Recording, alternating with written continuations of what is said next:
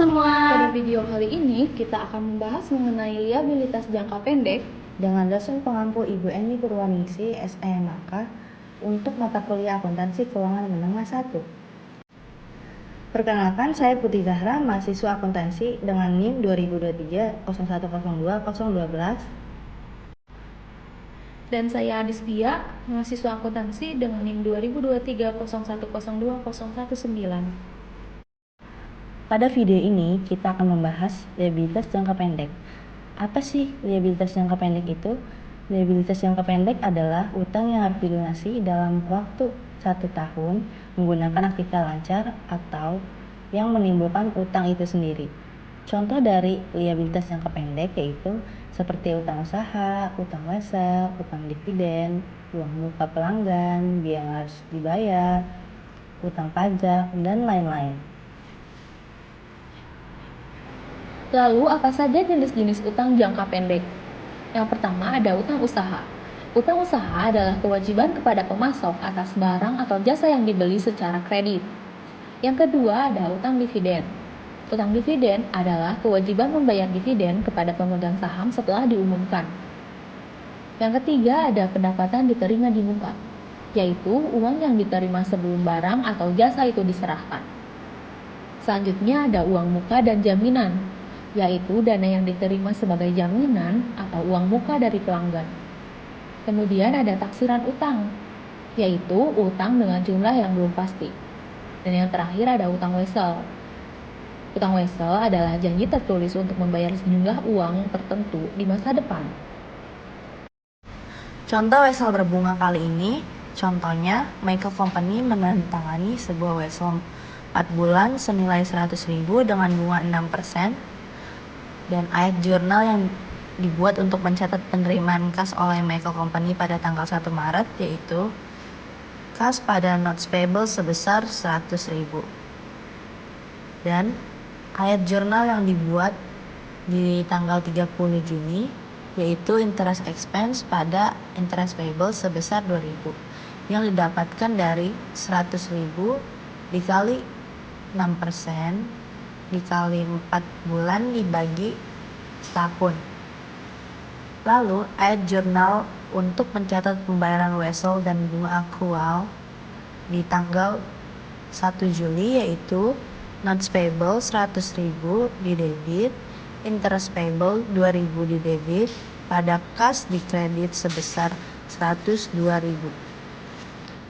Sedangkan contoh kasus pada penerbitan wesel tanpa bunga yaitu Michael Company menerbitkan wesel tanpa bunga berjangka waktu 4 bulan senilai $102.000 kepada Bank Beringin.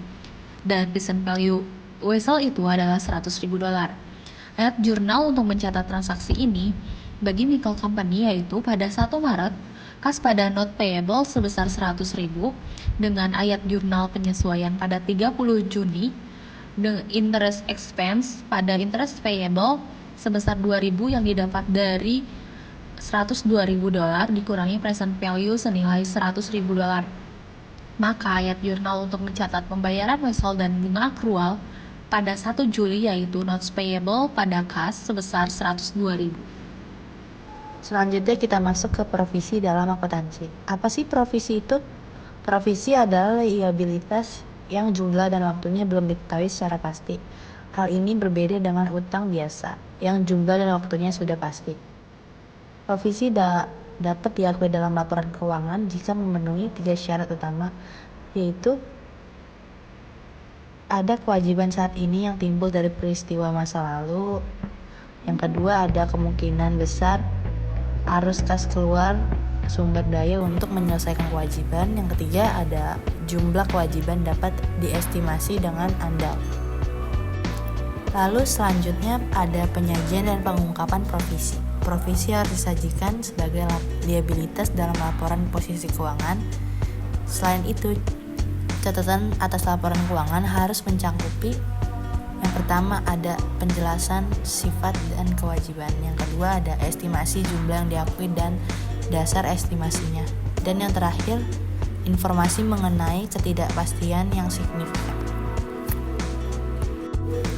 Lalu apa itu kontingensi dalam akuntansi? Kontingensi adalah kondisi atau situasi yang melibatkan ketidakpastian. Ketidakpastian ini baru akan terjawab di masa depan setelah satu atau lebih peristiwa tertentu terjadi atau tidak terjadi. Ada dua jenis utama kontingensi ini. Yang pertama ada kerugian kontingensi. Misalnya, tuntutan hukum atau klaim dari pihak lain yang dapat menyebabkan perusahaan mengalami kerugian. Dan yang kedua ada keuntungan kontingensi. Misalnya, potensi penerimaan atas klaim asuransi atau bonus yang masih dalam proses negosiasi. Lalu, bagaimana pengakuan dan pengukuran kerugian terhadap kontingensi ini? Menurut PSAK 57, kerugian kontingensi hanya diakui dalam laporan keuangan jika dua kondisi berikut terpenuhi. Yang pertama, ada kemungkinan besar atau probable bahwa kewajiban telah terjadi pada tanggal laporan keuangan. Dan yang kedua, estimasi kerugian dapat diukur secara andal. Jika kondisi tersebut tidak terpenuhi, maka kerugian hanya diungkapkan dalam catatan laporan keuangan. Sebaliknya, aset kontingensi adalah potensi penerimaan aset di masa depan. Contohnya adalah klaim asuransi yang masih dalam proses. Namun, dalam akuntansi, aset kontingensi ini tidak diakui dalam laporan keuangan karena prinsip kehati-hatian. Aset ini hanya diungkapkan jika ada kemungkinan besar arus masuk manfaat ekonomi.